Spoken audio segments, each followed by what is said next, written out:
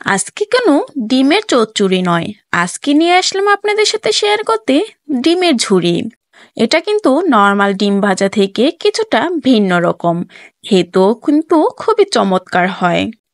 বাসায় যদি একবার হলো ট্রাই করেন, সবাই এই রেসিপিটা খুবই পছন্দ করবে।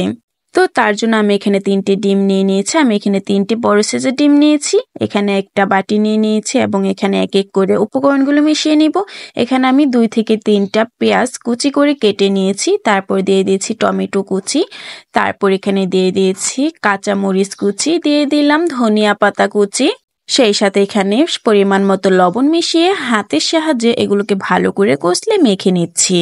কিছুটা যখন মাখা হয়ে যাবে তখন এর মধ্যে আমি অ্যাড করে দিব পরিমাণ মতো হলুদের ফাঁকি। তো হলুদের ফাঁকিটা আপনারা চাইলে স্কিপ করতে পারেন, কিন্তু হলুদের ফাঁকিটা দিলে এর কালারটা খুবই চমৎকার আসে। যাই হোক, এর মধ্যে আমি এখন দিয়ে দিব এক এক করে ডিমগুলো। আমি এখানে 3টে ডিমই মিশিয়ে নিচ্ছি। তারপর ডিমগুলো দিয়ে আবারও সবকিছু একসাথে ভালো করে মিশিয়ে নিচ্ছি। এই রেসিপিটা তৈরি করা কিন্তু খুব বেশি কঠিন না, আপনারা চাইলে খুব সহজে এটা বানিয়ে নিতে পারবেন। সময়ও কম লাগে, খেতেও কিন্তু খুবই চমৎকার লাগে।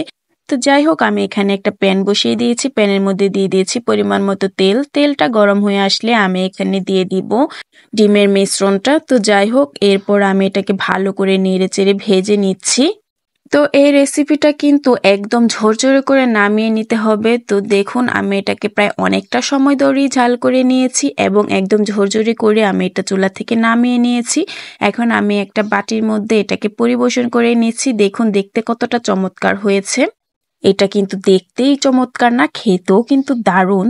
আর এই রেসিপিটা আপনারা বাসায় ট্রাই করলে ছোট থেকে বড় সবাই পছন্দ করবে, ছোটরা তো বিশেষ করে খুবই পছন্দ করবে।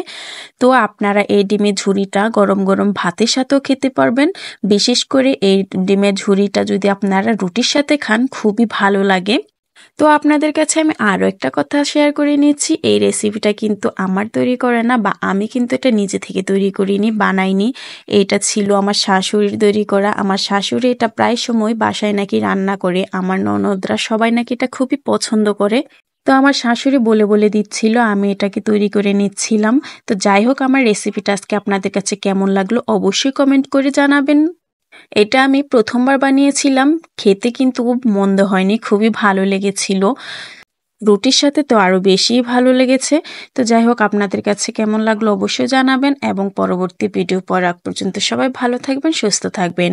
আমার এই ভিডিওটি শেষ পর্যন্ত দেখার জন্য সবাইকে অসংখ্য ধন্যবাদ জানাচ্ছি।